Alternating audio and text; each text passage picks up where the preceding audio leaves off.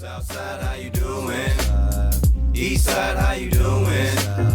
Westside, how you doing? Northside, how you doing? Southside, how you doing? Eastside, how you doing? Westside, how you doing? Northside, how you doing? Maybe part and honestly, part of the reason why the family decided as a collective for me to kind of get away from Chicago and see something different might have been, probably was for a greater good, in that, you got to get out of the South Side of Chicago and see some other things, because many of my friends who, I'm still friends with them now, they didn't. And the trajectory, I think that, and I know I'm supposed to be talking about how much I hate LA, but I'm thinking it's kind of the questions bringing back a lot of memories. But that's fine. Speak on it.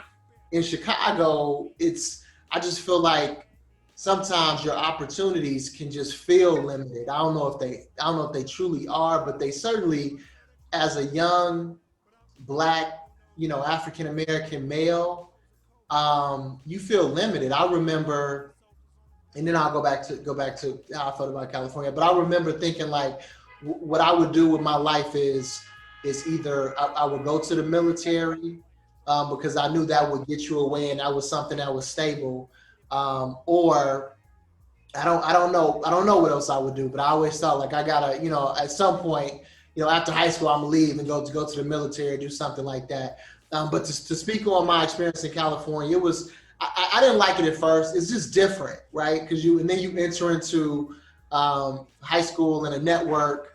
Attended St. Bernard's Catholic High School in Los Angeles, right outside of Los Angeles, and you enter into networks where people already had their network, so it was difficult.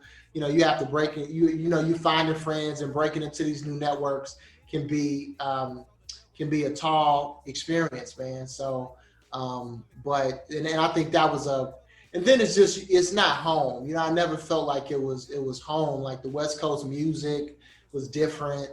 I was more of a Chicago, East Coast type of God love, Wu-Tang. So it was a starting over then, and trying to reconfigure that element of having friends.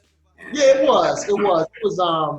Obviously, I kept in contact with people in Chicago, and my family, like most of my family, was in Chicago. But it certainly was, man. It was.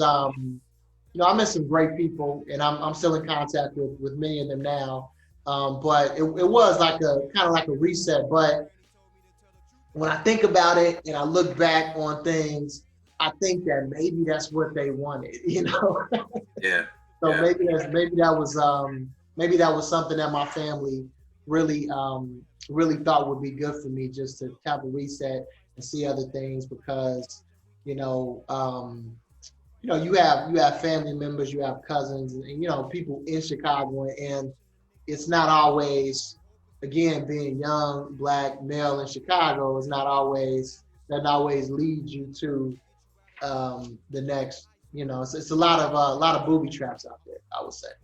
A whole lot, a hell of a lot, and we know that from the journey for you and myself coming through Chicago. It's very easy to step on a landmine. We can speak metaphorically, but there are a lot of traps and booby traps out there that can, gaffle us up and take control of our lives, and we'll be lost forever. So tell me about